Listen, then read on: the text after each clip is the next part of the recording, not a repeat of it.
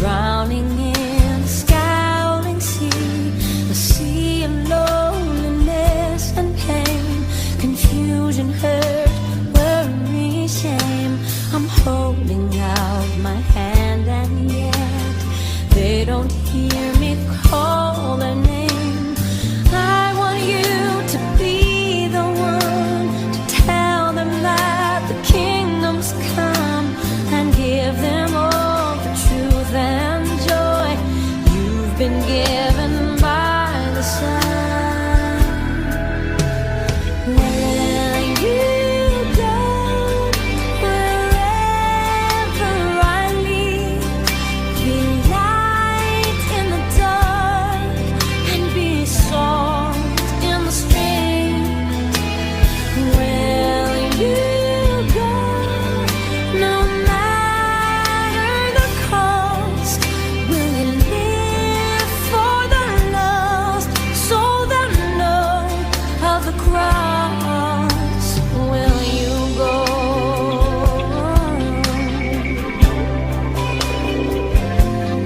I said, oh no, Lord, not me.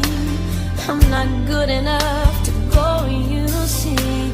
I mean, what if they laugh or worse, start throwing things and I get hurt? Besides that, what would I say? I think there's been a big mistake.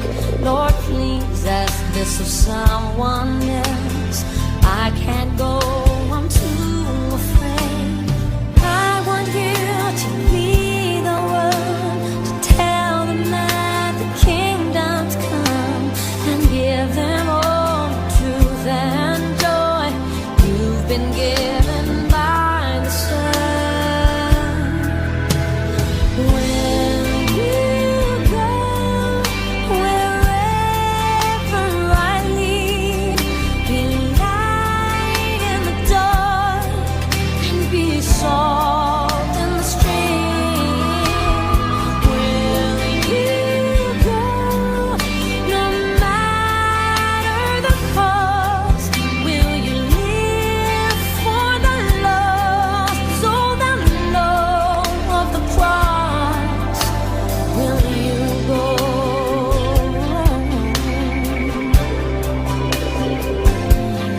He said yes, some will cover their ears and they will not want to hear. You must stand and say it still. Be brave, my child, and do not fear.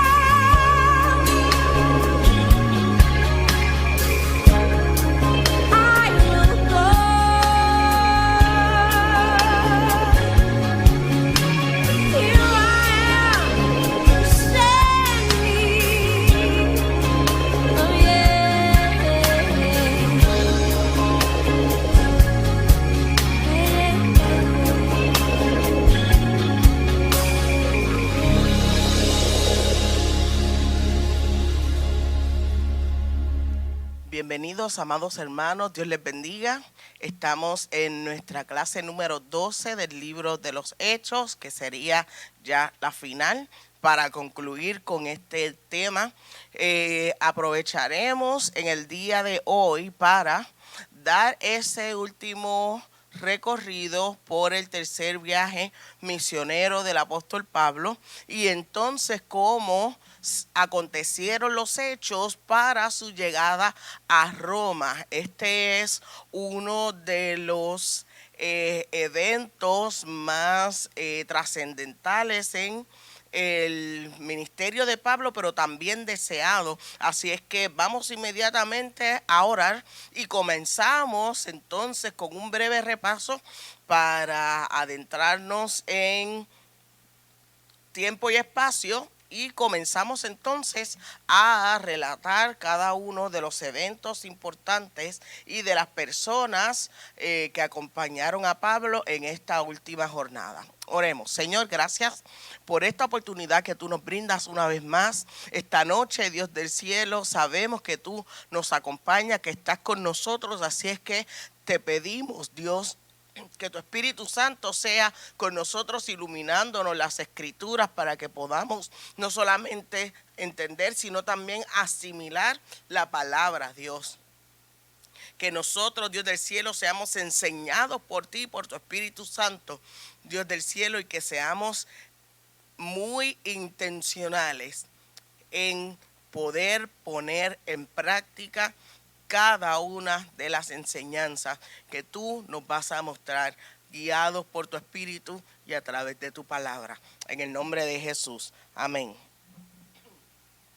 Bien, vamos a ver cómo inició ese tercer viaje misionero de Pablo. Usted tiene ahí en pantalla el mapa que nos muestra cómo fue este tercer y cuarto viaje. ¿Por qué dice tercer y cuarto viaje misionero de Pablo? Bueno, la realidad es que el viaje a Roma, por las circunstancias que ustedes van a observar más adelante, se considera también un viaje misionero, a pesar de que Pablo estaba bajo custodia de los oficiales del Imperio Romano. Recuerde que la iglesia madre en Jerusalén está pasando por ciertos eventos también, pero Pablo se congrega y no solamente congregarse, sino que rinde informe y rinde cuentas a la iglesia en Antioquía. Así es que es nuevamente la iglesia de Antioquía el punto de partida del tercer viaje misionero de Pablo, como también fueron los dos anteriores. Esto usted lo puede encontrar, la referencia capítulo 13 y el capítulo 15. Pablo se dirige hacia Galacia y Frigia. Sin duda, Pablo viajó en esa misma dirección antes, visitando de paso a Listra y a Derbe, antes de llegar al extremo de Asia Menor. Entonces, lo que realiza en esta expedición es confirmar las iglesias que ya había fundado antes. Está con ellos, se mantiene con ellos enseñando, educando, levantando líderes en una función más pastoral. Y esta visita de Pablo a alguna de estas iglesias organizó también ciertos grupos que pudiesen ayudar en el desarrollo de las iglesias. Amén.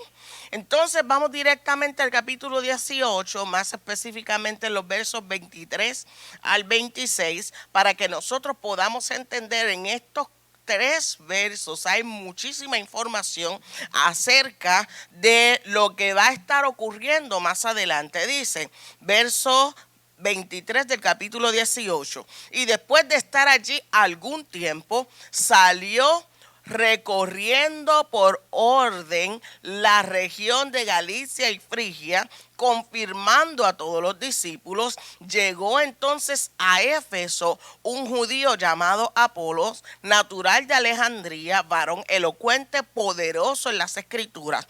Este había sido instruido en el camino del Señor y siendo de espíritu fervoroso, hablaba y enseñaba diligentemente lo concerniente al Señor, aunque solamente conocía el bautismo de Juan.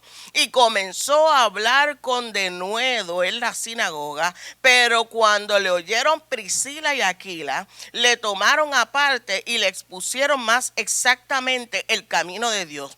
Y queriendo él pasar a Acaya, los hermanos, este es Pablo, le animaron y escribieron a los discípulos, Apolo, que le recibiesen, y llegando él allá, fue de gran provecho a los que por la gracia habían creído, porque con gran vehemencia refutaba públicamente a los judíos, demostrando por las escrituras que Jesús era el Cristo. Esto es maravilloso.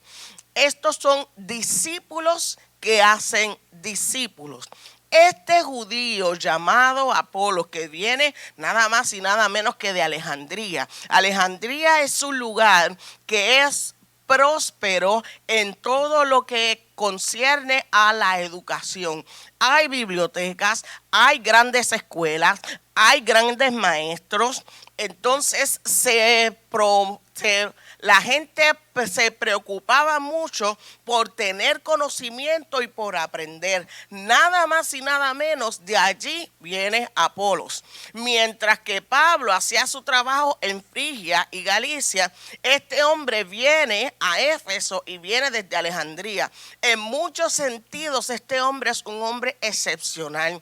Es elocuente, es poderoso en las escrituras, ha sido instruido en el camino del Señor, es de espíritu fervoroso, habla y enseña diligentemente lo concerniente al Señor. Lo más probable es que los hechos que en el Nuevo Testamento presenta acerca de Apolos sugieren que ocupó un lugar destacado en la iglesia primitiva. Su influencia como maestro cristiano se hizo sentir mucho en Corinto. Pablo lo menciona a sus seguidores como que formaba parte de un grupo de personas que gozaban de prestigio y del cariño dentro de la iglesia, sobre todo en Corinto. Apolo pudo haber proclamado con mucha precisión lo que Juan le había predicado acerca de Jesucristo y del reino venidero, pero solamente, conectándolo con el Antiguo Testamento, pero solamente se quedó hasta allí. Pudo demostrar tan posiblemente cómo Juan el Bautista era el enviado de Dios y cómo ese enviado de Dios señalaba a Jesús.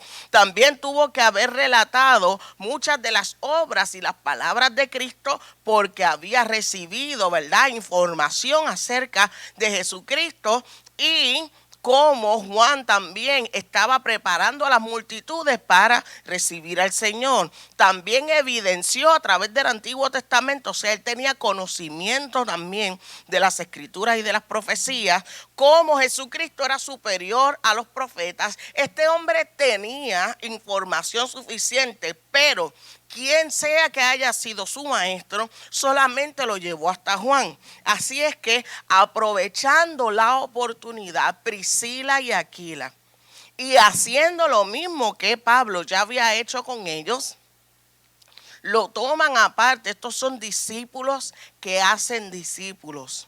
Lo llevan por el camino del Señor, le exponen todo lo que ellos han aprendido de Pablo.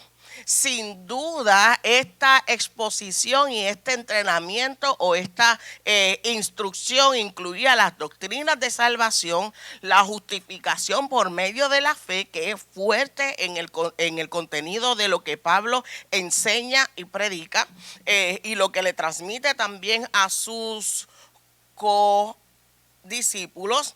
el don del Espíritu Santo después de la conversión, el bautismo, y el significado y la necesidad de la cena del Señor. Así que evidentemente nosotros vemos aquí cómo ellos se multiplican en otros, y posiblemente Apolo no es el único que haya recibido esta especie de trato de parte de Priscila y Aquila. Es importante mencionar lo siguiente: Priscila se menciona primero. Así es que es evidente que Priscila tuvo una participación activa dentro de la instrucción de Apolo, lo que indica que esta mujer se destacaba no solamente por su trabajo dentro de la iglesia, sino como maestra también de las escrituras. Ellos continuaban asistiendo a los servicios en las sinagogas cuando Apolo aparece allí como maestro, y lo escuchan con atención y se sienten atraídos por el carisma y la manera en la que él puede exponer la palabra. Así que saben que tienen. Mire, esto es importante porque ellos no se sienten amenazados por él, no sienten celos de los dones de Apolo, sino que se sienten atraídos hacia él por la manera en la que él, con tanta pasión y con tanta vehemencia, así que les resulta interesante cómo este hombre conoce la palabra del Señor, pero saben que sin conocer la totalidad de la historia y del evangelio no puede ser más eficaz. Así es que lo agarran, lo trabajan, lo pulen y lo envían. Apolo es el primero en recibir una carta de recomendación. Nosotros le llamaríamos a eso hoy una credencial. Maravilloso el que otro pueda discernir los dones y ubicarlo exactamente en el lugar donde esa persona puede ser más eficaz. Así es que Apolo resulta en un gran colaborador del evangelio. Algunas personas, ¿verdad?, trataron de hacer división y como hacer bandos, ¿verdad?, entre Pablo y Apolos. Así es que lo consideraban casi como igual a Pablo en lo que eran las escrituras, en la presentación de la palabra, en la disertación también. Así es que Pablo tiene que decir: yo sembré y Apolo regó. O sea, lo que yo sembré, él lo regó, lo trabajó y lo cosechó, pero el crecimiento lo da Dios. Así es que vemos cómo este hombre se va abriendo paso simplemente y se convierte en un gran colaborador del evangelio en una iglesia que necesitaba mucha instrucción y necesitaba mucha dirección y necesitaba buenos maestros, porque estas dos parejas vieron el potencial en él y decidieron empujarle para que cumpliese su cometido en la obra del Señor. El capítulo 19 dice: aconteció que entre tanto que Apolos estaba en Corinto, Pablo, después de recorrer las regiones superiores, vino a Éfeso y hallando a ciertos discípulos les dijo: ¿recibisteis el don del Espíritu Santo cuando creíste? Y ellos dijeron: ni siquiera hemos oído que hay Espíritu Santo. Entonces, ¿en qué pues fuiste bautizado? Y ellos dijeron: en el bautismo de Juan. Pablo les dijo: Juan bautizó con un bautismo de arrepentimiento, diciendo al pueblo que creyesen en aquel que vendría después de él, esto es Jesús, quien es el Cristo. Cuando oyeron esto, fueron bautizados en el nombre de Jesús, y habiéndoles impuesto Pablo las manos, y vino sobre ellos el Espíritu Santo, y hablaban lenguas y profetizaban, y eran por todos unos 12 hombres. Y entrando Pablo en la sinagoga, habló con denuedo por espacio de 3 meses, discutiendo, persuadiendo acerca del reino de Dios, pero endureciéndose algunos no creyeron, maldiciendo el camino delante de la multitud. Pablo se apartó, se separó de ellos y separó a los discípulos discutiendo cada día en la escuela de uno llamado Tirano. Así continuó por espacio de 2 años, de manera que todos los que habitaban en Asia, judíos y griegos, oyeron la palabra del Señor Jesús. Este es el trabajo y cómo comenzó el trabajo de Pablo en Éfeso. Recuerda que Pablo tenía un profundo interés de llegar a Asia Menor.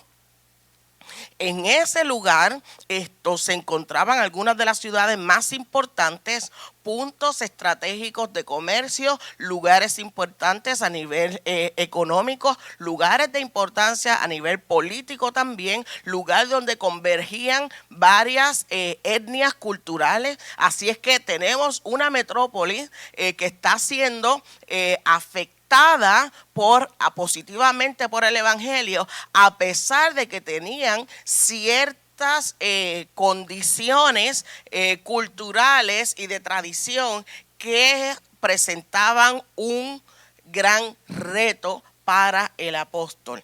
Si usted recuerda, y vamos a repasar algunas de las cosas que existían entre los efesios: el gran templo de Artemisa, el Artemisón, la estatua de Artemisa, las ruinas de todo lo que era el culto a esta diosa pagana, donde la prostitución religiosa era una de las situaciones que presentaba a este lugar. En este lugar, lo cierto es que milagros extraordinarios comenzaron a ocurrir en Éfeso. En el capítulo 19 del verso 11 y 12 usted puede encontrar lo siguiente: y hacía Dios milagros extraordinarios por mano de Pablo. Esto es interesante como Lucas lo presenta: hacía Dios milagros por mano de Pablo. O sea, es Dios y el Espíritu Santo el generador de los milagros. El utensilio o el vehículo es Pablo, de tal manera que aún se llevaban a los enfermos los paños y delantales de su cuerpo, y las enfermedades se iban de ellos y los espíritus malos salían. Esto ya lo hemos visto anteriormente a través del ministerio de Pedro. ¿Cómo nosotros podemos comprender y encajar esta modalidad de sanidad? Porque es Dios quien lo hace. Cuando dice que hacían milagros extraordinarios, Lucas afirma que los milagros no eran simplemente milagros simples, milagros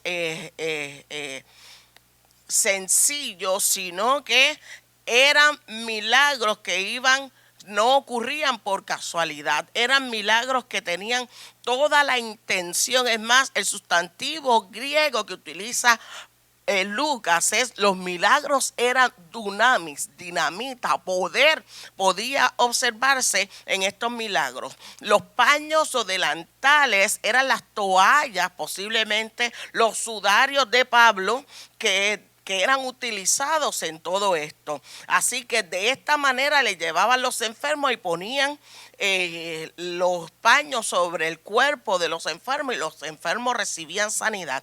¿Qué pudiéramos pensar nosotros acerca de esta práctica? Bueno, lo cierto es que en una ciudad llena de superstición, llena de prácticas contrarias a la fe cristiana, llena de centros de idolatría celulares, o sea, en las casas, sin duda Dios tenía que llamar la atención de esta ciudad en Éfeso de una manera explosiva. Dios tenía que llamar la atención y realizar milagros de poder. Lo que significa, ¿verdad?, desde mi punto de vista, es que no es que Dios se inclina a realizar milagros a través de de utensilios o de cosas humanas, ¿verdad?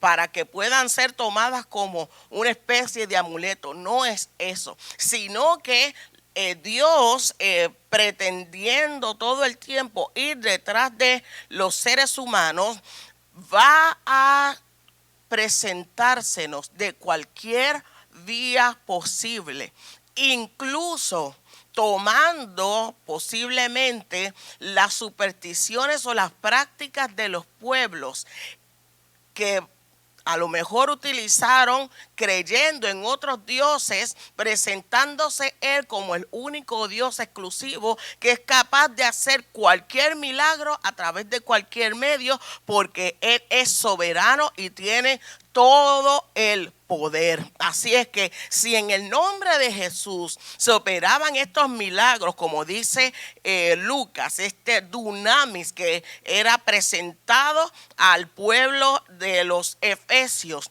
y podían ellos hallar sanidad, y multitudes eran sanadas, no a través de Pablo, no a través del pañuelo, no a través de la toalla, sino que en el nombre de Jesús. Cualquier método para Dios acercar hacia sí a una sociedad idólatra y a una sociedad perdida, a una sociedad lujuriosa, es completamente entendible y válido lo que el Espíritu Santo está haciendo en este lugar. Recuerdo, dice esto, algunas personas tienen diferentes maneras de expresar su fe. Y en Bulgaria, muchos de los pastores utilizaban paños en los púlpitos y oraban por ellos, y los hermanos diáconos le llevaban esos paños a las diferentes personas que estaban enfermas a la hora de visitarlos y los ponían sobre ellos y oraban. La fe no está en el pañuelo, sino en aquel Dios que es capaz de hacer cualquier cosa con tal de darnos a nosotros y alimentar nuestra fe en Él. Amén. Así es que una cosa es importante que nosotros sepamos.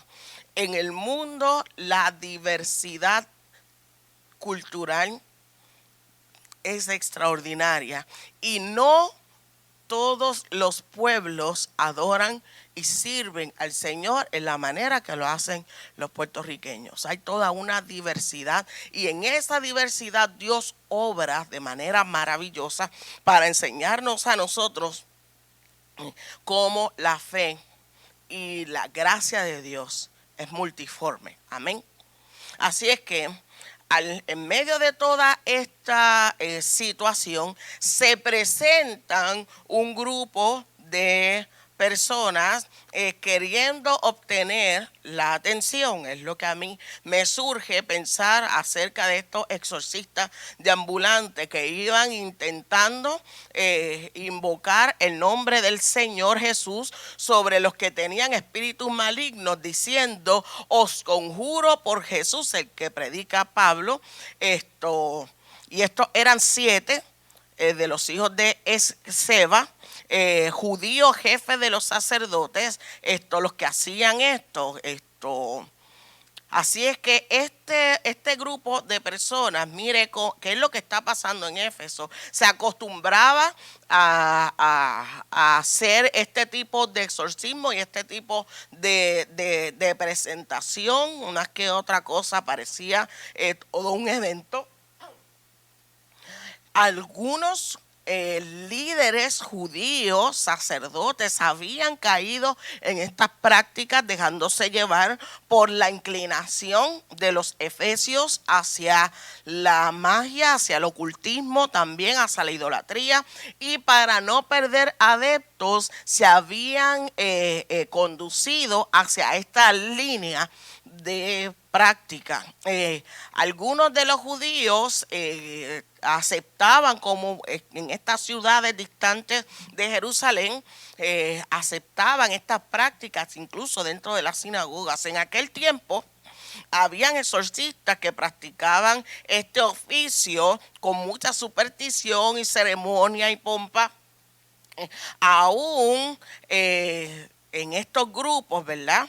Que trataron de imitar lo que los creyentes y lo que los misioneros y evangelistas estaban tratando de hacer, agarrando como si fuera una fórmula lo que Pablo decía y lo que el Espíritu Santo evidenciaba. Cuando ellos decían: os conjuro en el nombre del Jesús que predica Pablo, fracasaron porque ellos no tenían una relación con Dios, sino que pasaron ellos a ser primera, segunda, la tercera persona hablando en nombre de Dios a través de las palabras que decía Pablo. Le fue muy mal, dice la palabra, que el Espíritu Santo, Santo operando en Pablo tuvo que corregirles, pero el espíritu maligno les dijo: yo conozco a Jesús y sé quién es Pablo, pero ustedes quiénes son.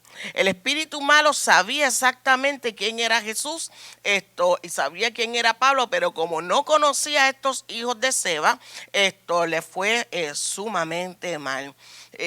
Dice la palabra que ellos fueron sobre este hombre y salieron golpeados, desnudos y huyendo.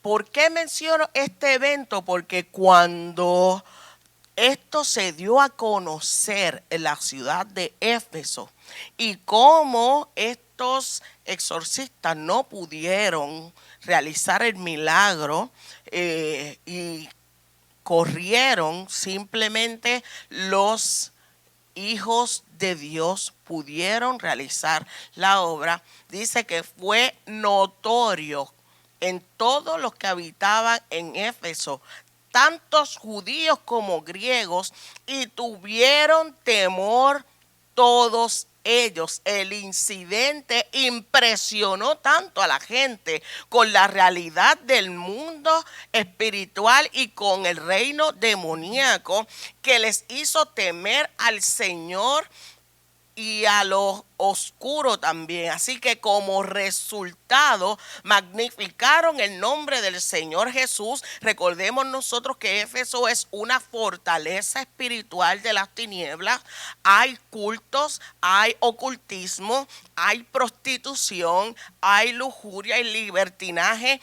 Esta manera pública de Dios realizar estos milagros, por eso nosotros no debemos ni siquiera atrevernos a pasar juicio sobre aquellas personas que trabajan o tienen esta especie de cultos o de servicios de adoración porque no sabemos cuál es la necesidad y el trasfondo y el origen de esa persona, como para que Dios trabaje con ellos de esa determinada manera y en determinadas congregaciones y en determinadas lugares también y movimientos. ¿Cuál es el trasfondo de esas personas y por qué el Espíritu Santo trabaja con ellos de esa manera? Este es el caso de Éfeso. Muchas de estas personas trajeron sus libros de magia y los quemaron. Todos estos elementos, ¿verdad?, nos dice a nosotros que la ciudad estaba lista. Esta es la razón por la que Pablo quería llegar hasta Asia Menor, pero el Espíritu Santo en el segundo viaje lo redirige porque el momento exacto era este. Muchos de estos libros de magia dice que costaban, déjenme ver dónde lo tengo por aquí, costaban 50 piezas de plata. 50 piezas de plata en la actualidad sería cerca de $1,000,000. Amén. Así es que el que esta iglesia y estos hermanos, es sumamente significativo el hecho de que hayan tenido que quemar sus utensilios de magia, dándose cuenta de sus hechos, creyeron en el poder de Dios y se enteraron inmediatamente que los hechizos mágicos, los que mantenían en secreto ellos, tuvieron que confesar cuál había sido su pecado e inmediatamente eliminar esa conexión con el mundo de las tinieblas y comenzaron a creer en el Señor. 2 años estuvo Pablo en Éfeso, así es que crea una relación íntima con estas personas de hermandad, de intimidad, de pastor. Les permite a él trascender en su ministerio, no solamente como plantador de iglesias, sino ahora como maestro, como profeta en medio de ellos, como pastor también. Así es que es un grupo de personas a quien Pablo se va a sentir muy arraigado emocionalmente.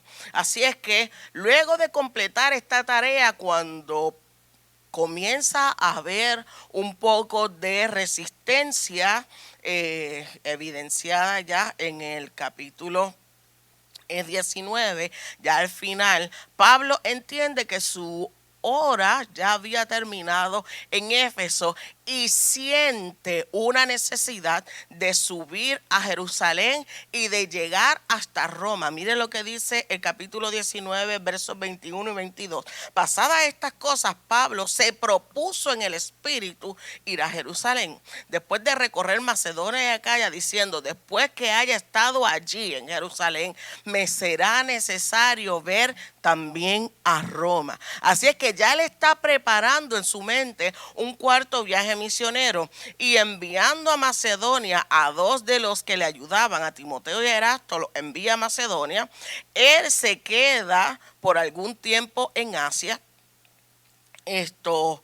Así es que ya Pablo, ambos lugares, ¿verdad? Tanto Jerusalén como Roma van a cambiar la historia de Pablo y su manera de haber realizado obra misionera y de haber enseñado hasta este momento. En Éfeso deben haberse incorporado muchas personas a la iglesia por medio de estos episodios tan impactantes que Dios se había manifestado en las actividades de la iglesia y de la ciudad.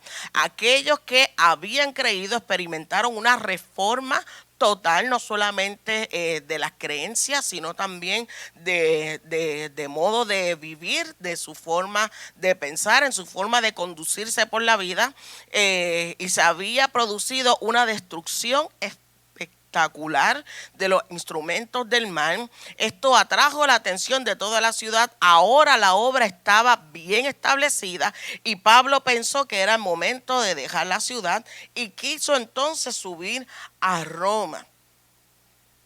¿Por qué Pablo decide subir a Roma? Bueno, Roma es el centro político de todo el imperio, el centro social de todo el imperio. Si Pablo puede llegar a Roma, estando en las ciudades, ¿verdad?, de la periferia, ha logrado afectar todo el imperio. Básicamente, posiblemente él pensaba: imagínate lo que podemos lograr con el mensaje del evangelio estando en Roma. Así es que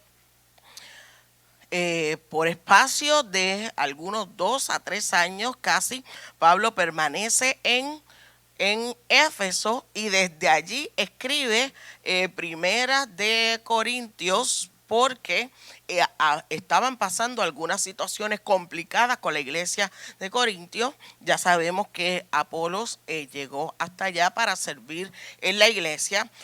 Nosotros no tenemos la totalidad de las cartas que Pablo envió a las diferentes iglesias. Él mismo dice que por lo menos 4 cartas fueron enviadas a la iglesia de Corinto por las situaciones que ocurrían allá.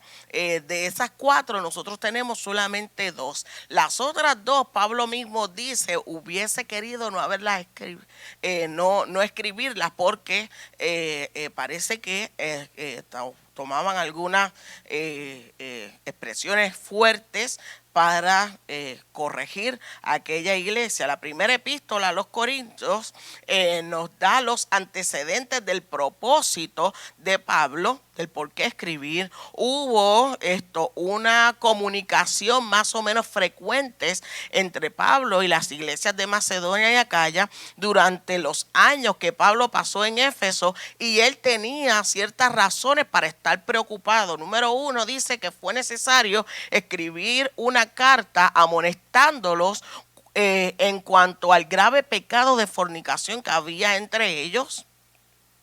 La familia de Cloé le informó acerca de divisiones dentro de la iglesia, de graves desórdenes, de falta de disciplina, un adulterio incestuoso, un hombre que se acostó con la esposa de su padre, y también deseaba visitar de nuevo Jerusalén. Por eso prefiere enviar la carta, porque él tenía mucha urgencia de llegar a Jerusalén para celebrar, cumplir sus votos y celebrar la Pascua. Así es que, teniendo esto en mente, Pablo envía Primera de Corintios para entonces tener la oportunidad de subir a Jerusalén. Cuando va, el capítulo 20, versos 22 al 25, Pablo entonces envía a Timoteo junto con un compañero. Se queda él entonces y emprende viaje, decide poder realizar ciertas reuniones, y esto es lo que ocurre. Dice: ahora he aquí, ligado estoy yo en espíritu, voy a Jerusalén sin saber lo que allá me ha de acontecer.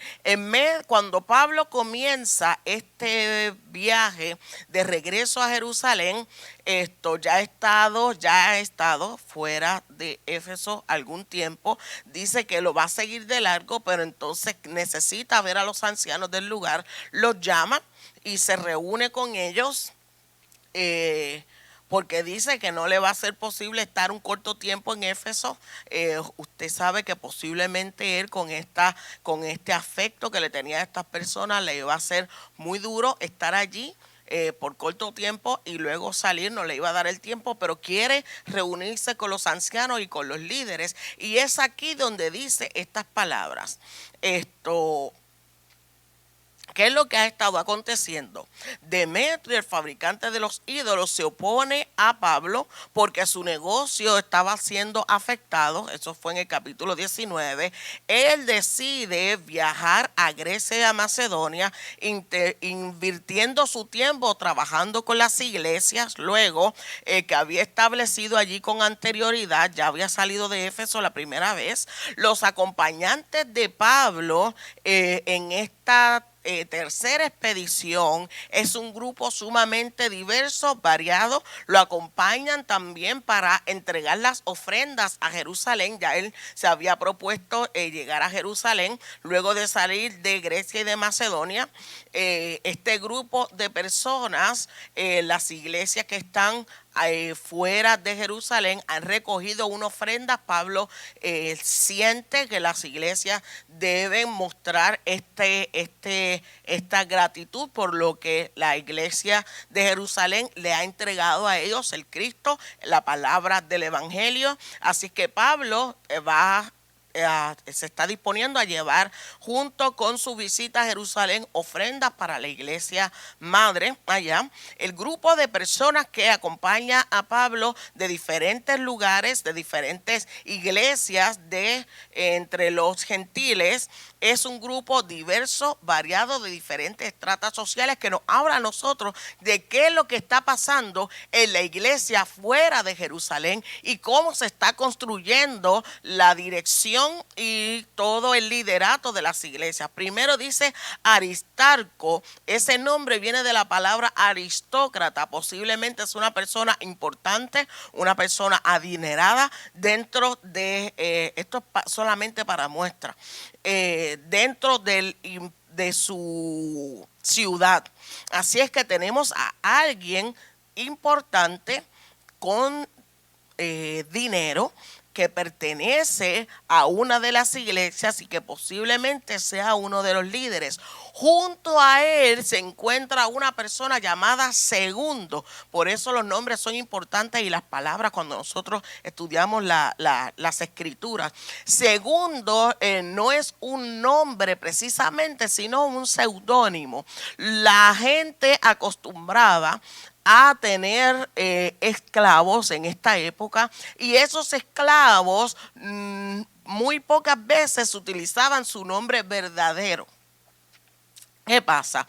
Para dar esta noción de rango dentro de la casa, para que los sirvientes supiesen a quién acudir en caso de que los dueños de la casa no estuviesen, se les daba al esclavo principal el nombre de primero, y el que estaba después de él se le llamaba segundo. Así es que Segundo es un cristiano que posiblemente haya sido o sea esclavo hasta este momento. Recuerde usted lo que pasó en el caso de Onésimo, maravilloso, que es uno de los líderes de una de las iglesias y que está acompañando a Pablo en este viaje misionero. No hay barreras, no hay diferencias sociales dentro de la iglesia que está emergiendo, y esto es maravilloso. No hay ningún tipo de distanciamiento ni obstáculo para que la gente pueda ser utilizada por el Señor dentro de la iglesia primitiva. Luego Pablo da un largo sermón en Troas, el primer día de la semana.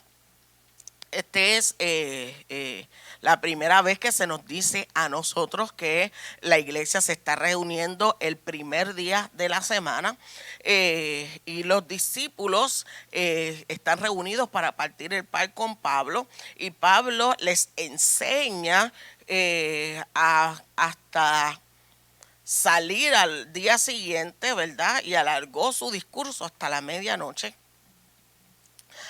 Pablo se despide de los ancianos de Éfeso en el capítulo 20, dándonos a nosotros una imagen ya de un Pablo transformado, no solamente por los años, sino también por el contacto de persona a persona, por el amor de la iglesia, por su trabajo con la gente.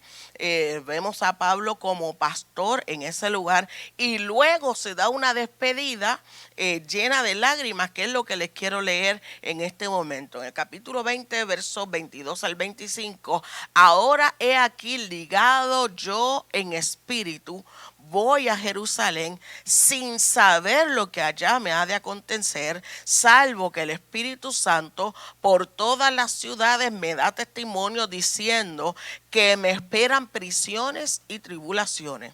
Pero de ninguna cosa hago caso, ni estimo preciosa mi vida, si para mí mismo, con tal de que acabe mi carrera con gozo. Pablo sabe que se está acercando un momento determinante y que las cosas han de acontecer de una manera diferente a como ha ocurrido anteriormente, y que posiblemente no salga librado como las momentos anteriores.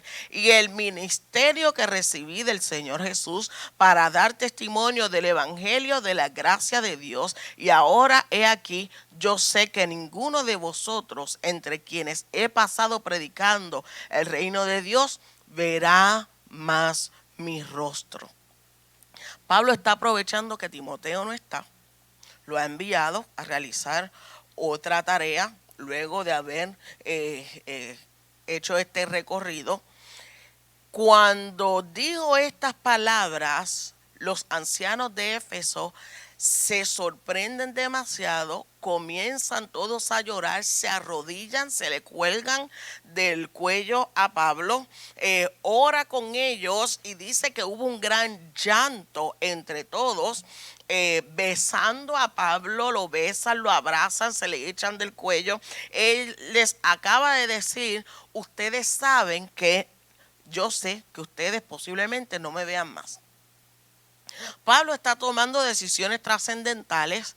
Él me surge a mí la idea de que sabía él exactamente lo que iba a acontecer, porque hasta el momento el Espíritu Santo le ha ido llevando, dirigiendo y anunciando paso por paso, no solamente las decisiones que ha de tomar, sino animándolo, mostrándole qué paso va a tomar después, presentándosele en visión para que él sepa que el Señor está con él.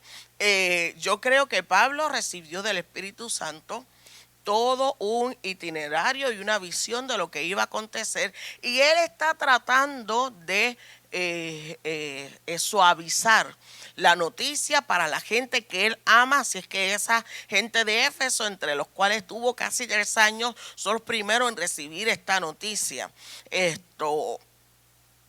Luego de esto, Pablo dice que va y se dirige a Chipre,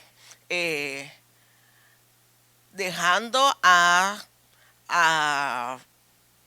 navegando hacia Siria.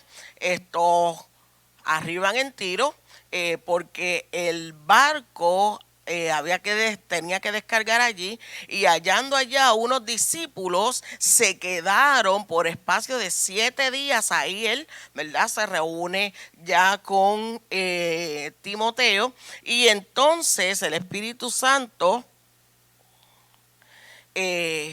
las toma a estas personas, a estos hermanos, y comienzan estos hermanos por el Espíritu Santo, sintiendo qué es lo que ha de acontecer, a pedirle a Pablo: no llegues a Jerusalén, no vayas a Jerusalén. Dice entonces Lucas que al otro día, saliendo Pablo y los que estábamos con él, fueron a Cesarea, y entrando en casa de Felipe el evangelista, que tenía 4 hijas que eran profetizas. Este Felipe es el Felipe que bautiza al eunuco de Candace el etíope. Muchísimos años después, ya siendo un anciano, todavía se le conoce como uno de los 7. Recuerde usted, estos son los 7 que han ganado renombre, ya son una leyenda dentro de la iglesia que se ha ido desarrollando. Los 7 que eligieron junto con Felipe, Esteban, para ser los diáconos de la iglesia y para repartir el pan entre las viudas. Este Felipe ya es anciano, tiene 4 hijas que son profetizas, pero estando él en su casa, él recibe a Pablo y a Lucas y a todo este grupo de personas. Llegan allí gente para poder recibir a Pablo y estar con él, y desciende un hermano llamado Agabo, profeta, y agarra a Pablo y le amarra las manos y los pies, y dice: así le harán a mi siervo cuando esté en Jerusalén. La gente entonces comienza a llorar, a pedirle a Pablo que por favor no llegue a Jerusalén, a que desista. En este momento es que Lucas y Timoteo se están enterando de qué es lo que va a ocurrir en Jerusalén, aunque Pablo ya lo sabía, no les había dicho nada a todos ellos. Y Lucas dice: tratamos de persuadirlo, le insistimos para que desistiera de su idea de llegar a Jerusalén, pero nos fue imposible. Cuando Pablo ve la reacción de la iglesia, hay una de las palabras más enternecedoras que jamás hemos escuchado hablar a Pablo, y ahí nos damos cuenta de cómo su corazón y mentalidad y carácter han ido, no carácter, sino su temperamento ha ido cambiando y ablandándose con el trabajo del pastorado. Dice, entonces Pablo respondió: ¿qué hacen llorando y rompiéndome el corazón? Porque yo estoy dispuesto no solamente a ser atado, mas aún hasta morir en Jerusalén por el nombre de nuestro Señor Jesús. Y cuando no le pudimos persuadir, dice Lucas, desistimos diciendo: hágase la voluntad del Señor. Así que así llegan a Tolemaida, y en este lugar, ¿verdad? Esto dice que allí encontraron hermanos en todas las ciudades donde iban. Esto tuvo que haber sido satisfactorio para Pablo, de camino a Jerusalén, encontrar que en cada ciudad del imperio habían cristianos. Así es que cuando llegan a Jerusalén, los hermanos les reciben con gozo.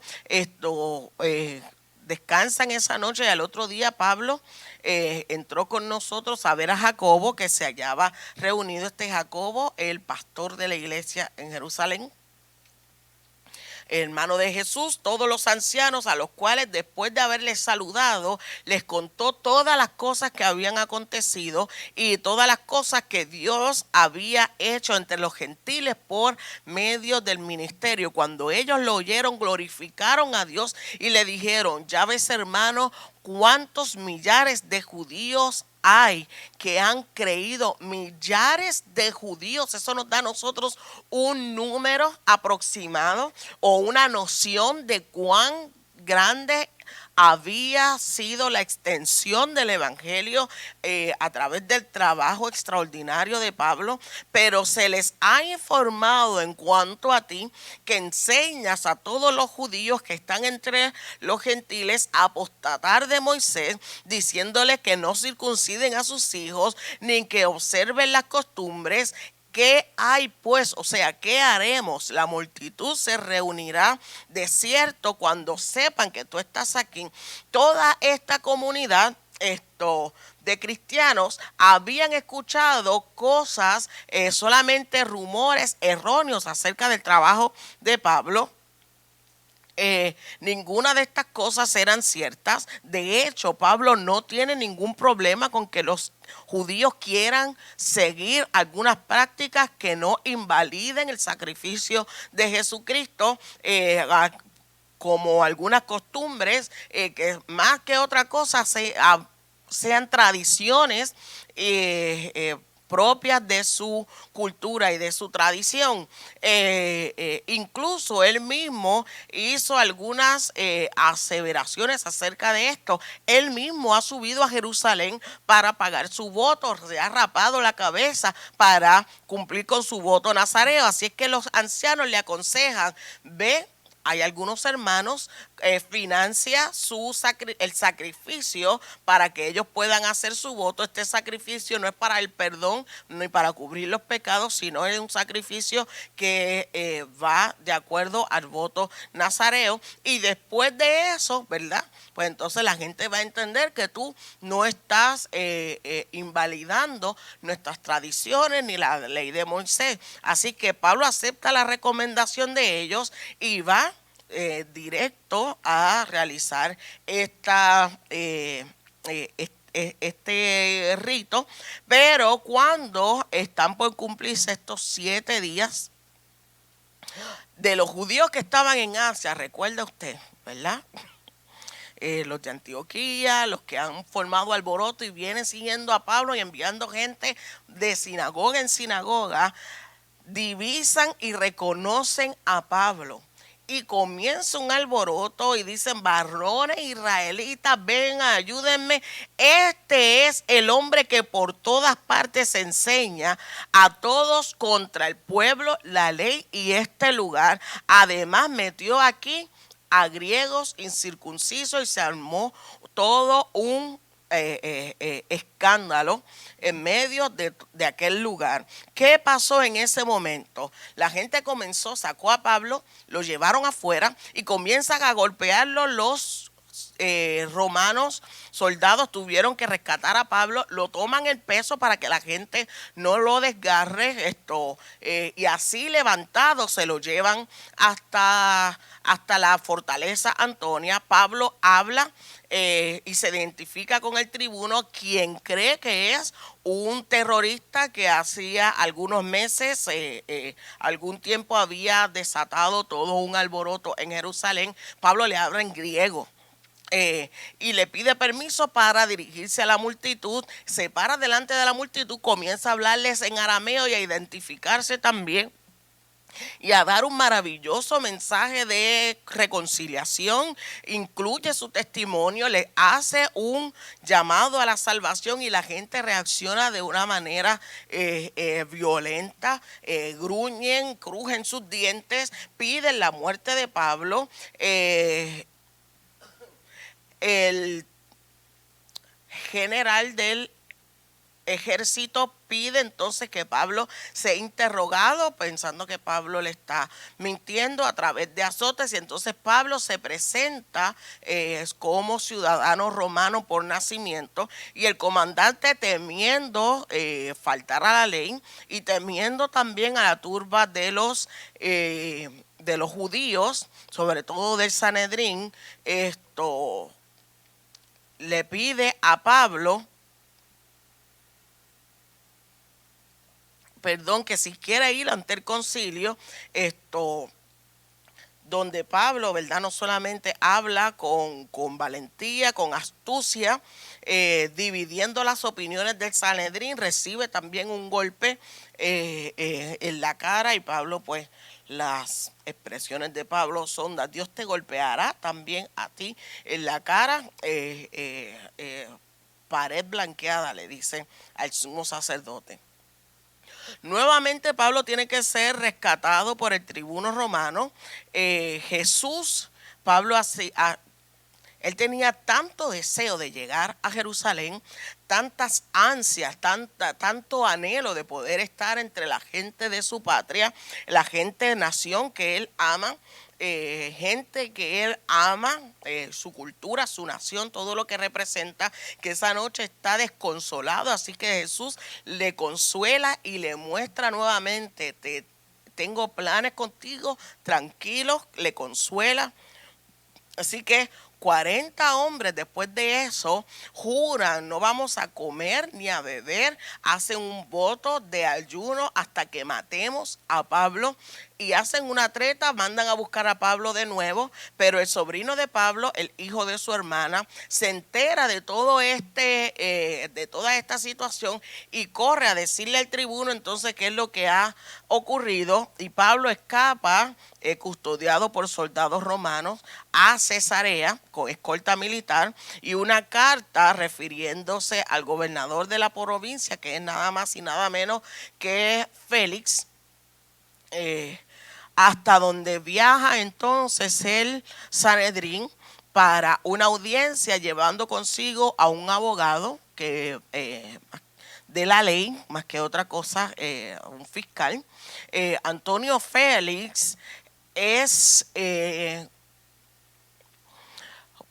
una persona dentro del imperio con una reputación no muy favorable. Él en sus inicios fue un esclavo.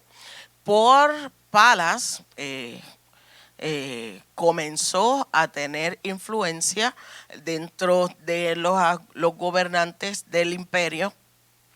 Así que a través de intrigas, de asesinatos y un sinnúmero de cosas, llega a ser un esclavo, llega a ser gobernador de una de las provincias romanas. Su mentalidad de esclavo jamás salió de él. Este hombre es un derrochador, este hombre es cruel, este hombre es lujurioso, este hombre está sediento de poder, de derrochar dinero, de adquirir por cualquier medio, cualquier cosa que él desee, mujeres, territorios, posiciones, así que se entregó al libertinaje, a los excesos, y hacia allá es que han enviado al apóstol Pablo.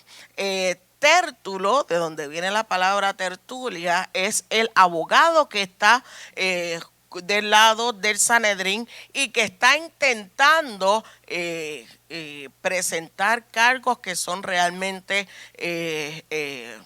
falsos para que Pablo sea convicto.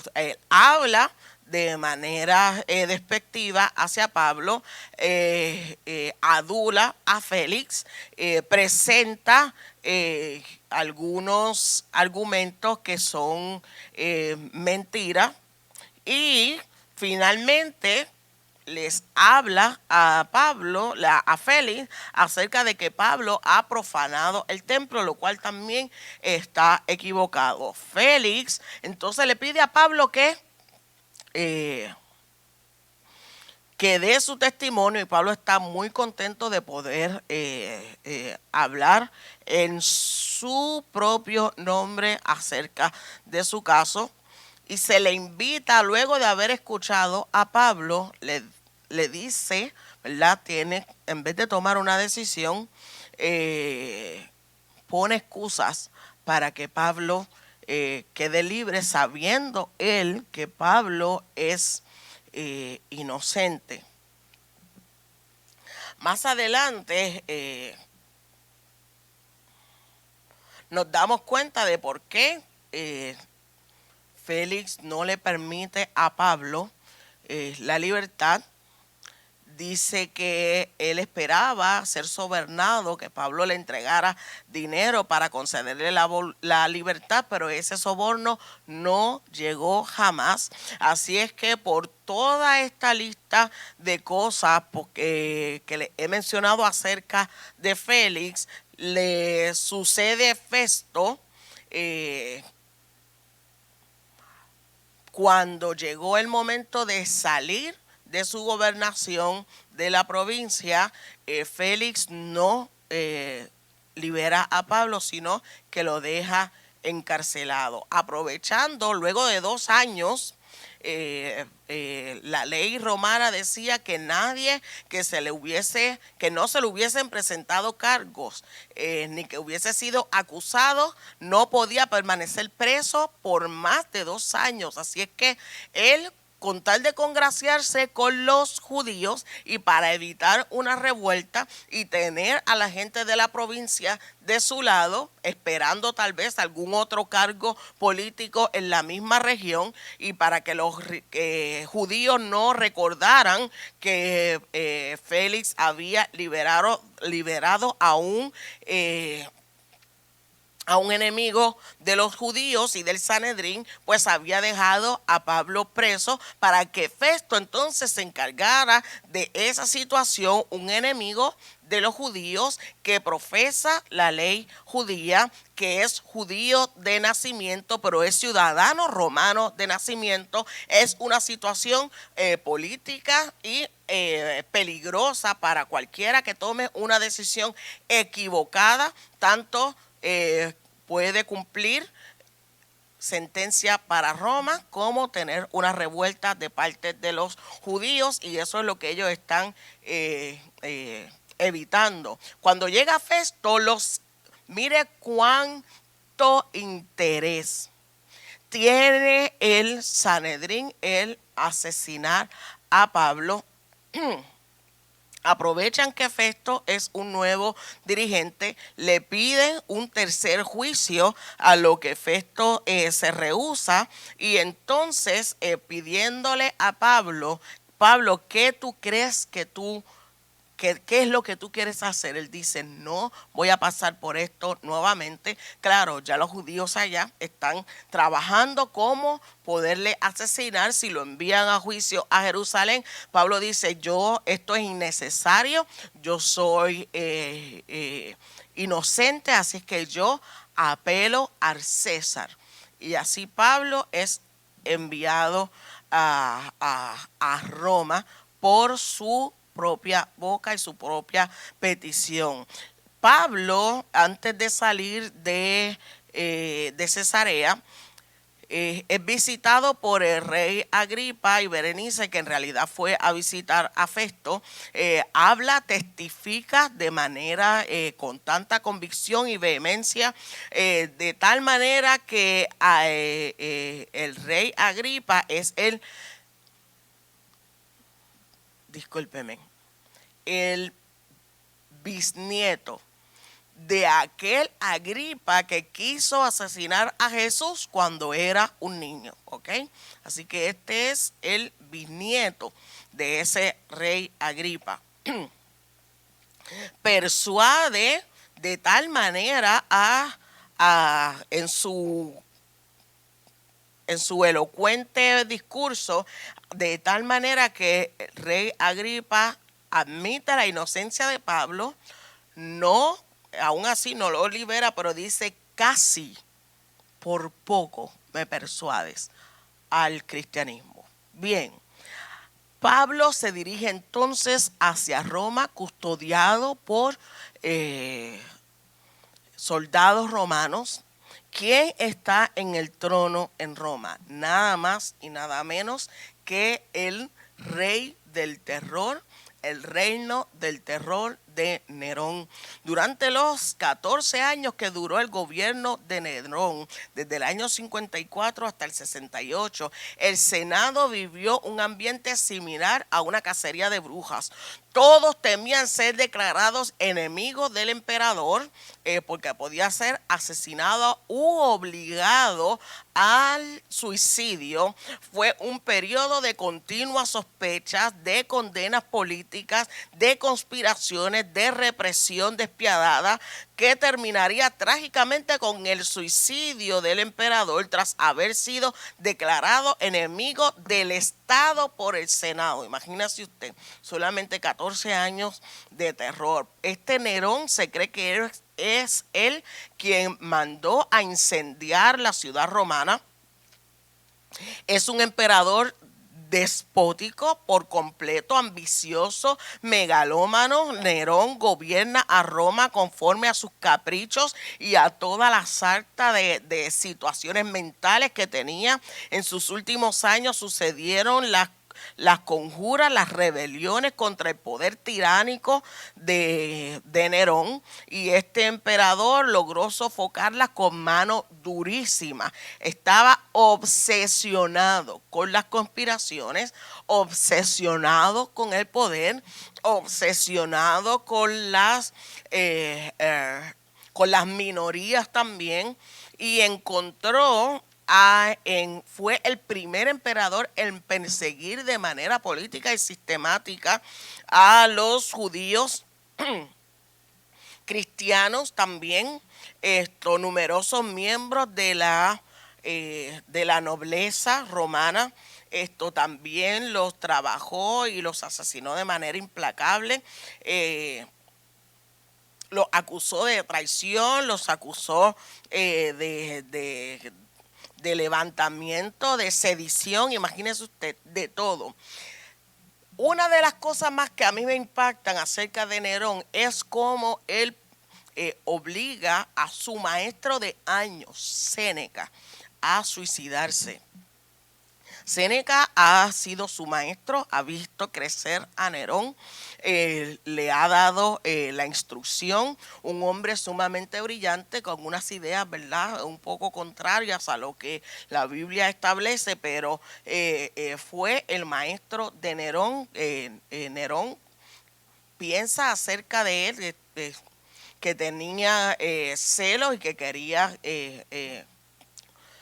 conspirar en su contra, así que obliga a Séneca a suicidarse delante de amigos y familiares, imagínense. Así que cuando se decidió que habíamos de navegar, dice Hechos 27, del 1 al 4, a Italia, fíjese cuando dice que habíamos de navegar. Lucas no abandona a Pablo bajo ninguna circunstancia ni en ningún momento. Entregaron a Pablo y a algunos de los otros presos a un centurión llamado Julio de la compañía Augusta, y embarcándonos todo el tiempo Lucas junto a Pablo. Maravillosa la conexión, y no solamente eso, sino también el interés en cuidar de Pablo, que ya es un anciano. Zarpan entonces todos ellos. Dice que al otro día llegan a Sidón,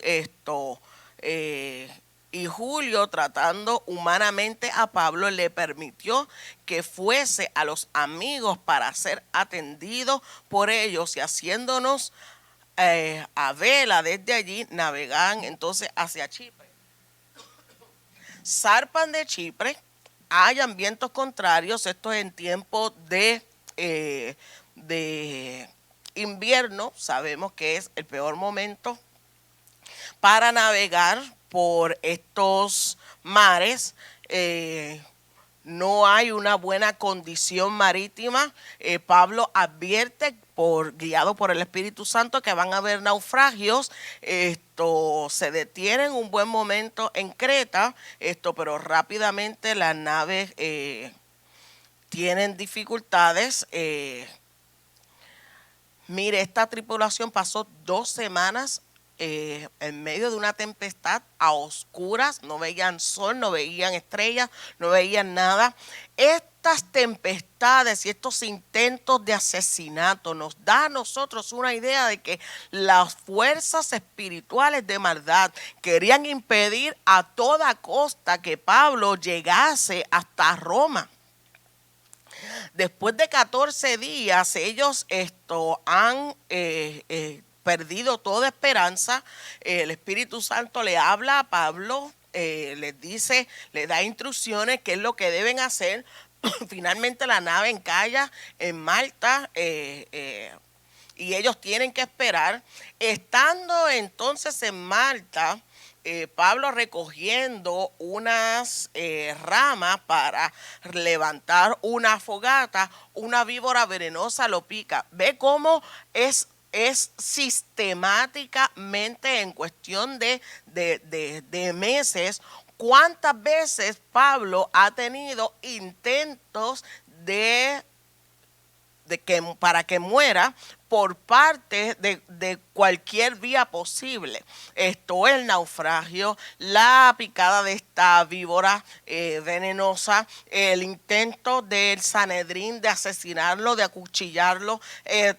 Son muchas cosas. El Espíritu Santo le ha dicho a él cuál es el trabajo que ha de realizar y por qué Dios le ha preservado hasta este momento. Ya ha estado delante de reyes, delante de gobernantes, hablando la palabra del Señor. Ahora va encadenado hacia Roma, pero ninguna de estas cosas es impedimento para que él pueda hablar la palabra del Señor. Por causa del clima, ellos están en Malta 3 meses, y a pesar de que Pablo va como todavía él no es preso, sino va custodiado por el imperio, continúa predicando la palabra del Señor.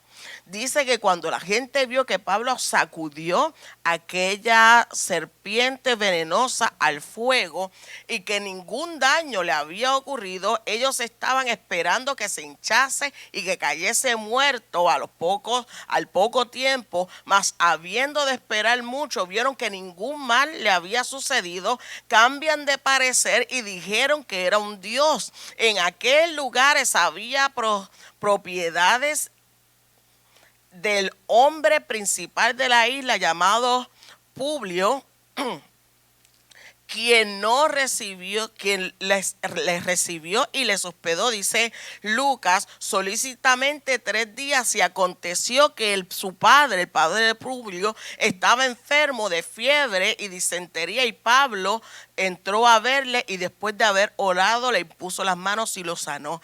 Hecho esto, también los otros que en la isla tenían enfermedades venían y eran sanados. Esto es toda una campaña de sanidad, de liberación, de predicación. Dice que cargaron las cosas necesarias al momento de ellos partir, les llenaron de todo lo que era necesario para poder emprender el viaje, le dieron todos tipos de elementos por lo que ellos pudiesen tener necesidad, y se montan en esa nave de Alejandrina y zarpan hacia Roma.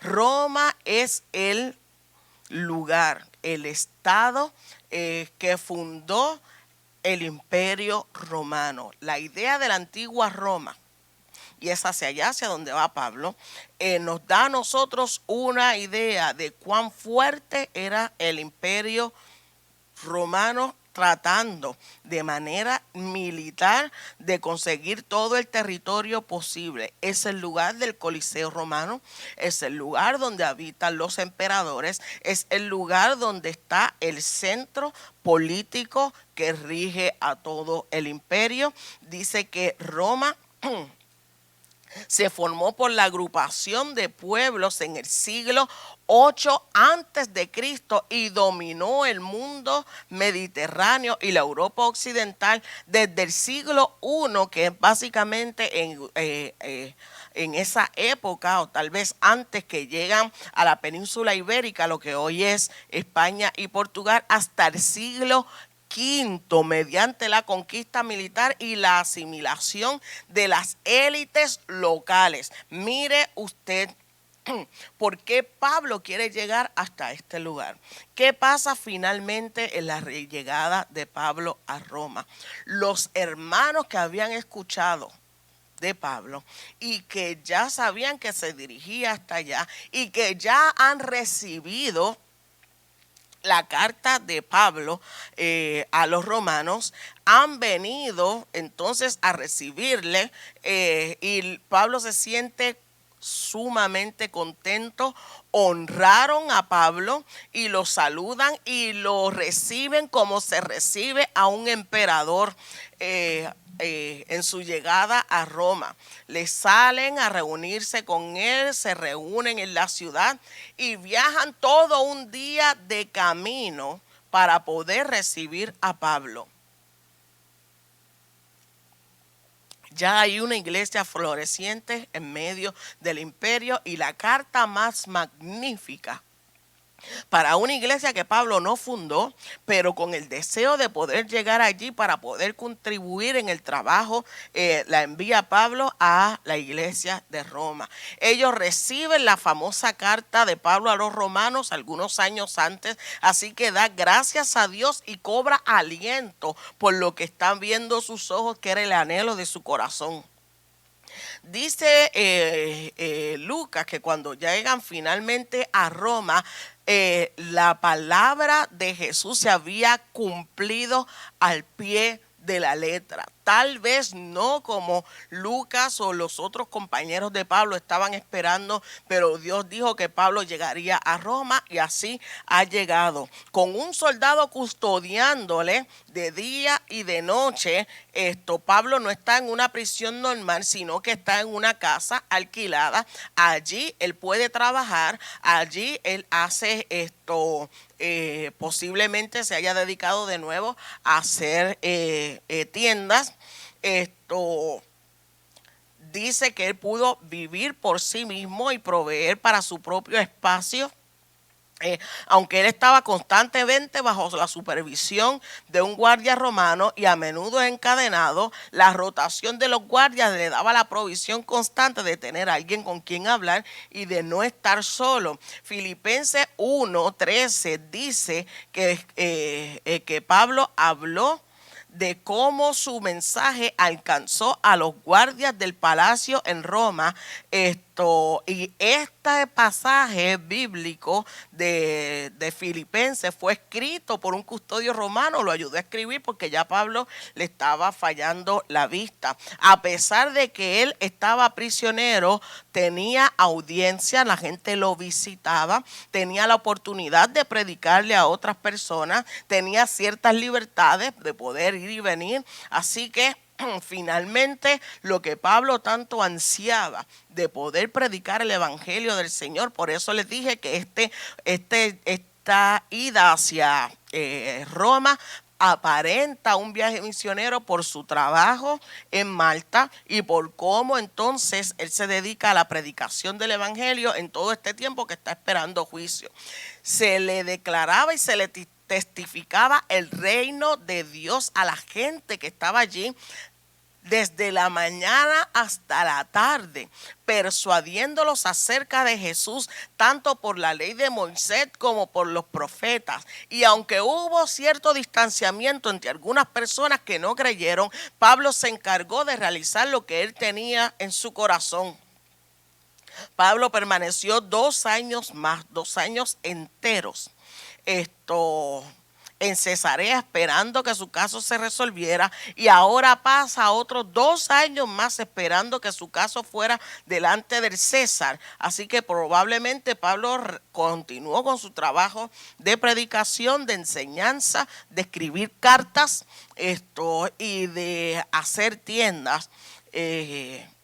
Finalmente, Pablo predicando el reino de Dios y enseñando acerca de Jesucristo, sabemos que no podía viajar pero sí podía predicar y enseñar, podía enviar cartas. Fue desde este lugar que él escribió, y tendríamos nosotros que agradecer estos 2 años de custodia romana, que él escribió la carta a la gente de Éfeso, donde tuvo esta despedida, ¿verdad?, tan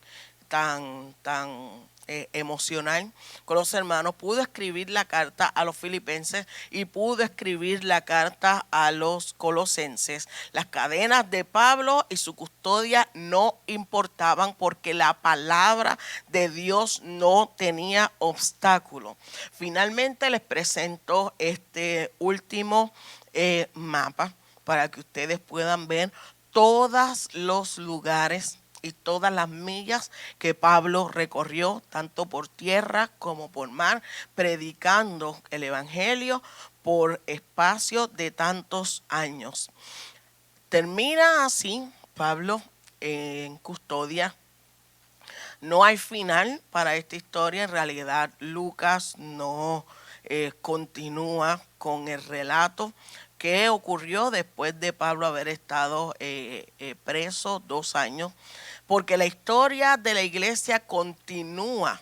Esta es nuestra historia y ahora nos toca a nosotros continuar con este trabajo maravilloso de la extensión del evangelio y de la predicación de Jesucristo, porque sigue y sigue por los siglos de los siglos y nos ha alcanzado hasta el día de hoy. Confiando en Jesús y apoyándose en el poder del Espíritu Santo y la guianza sobre todo del Padre, la palabra de Dios continuará esparciéndose sin obstáculo y continuará cambiando vidas para la gloria del Señor. Y el libro de Hechos realmente no es una historia que tenga fin hasta que Cristo venga. Amén, amados hermanos. Conocemos que Pablo fue decapitado por Nerón en Roma, pero lo que realizó a través de su trabajo nos alcanza a nosotros hasta el día de hoy.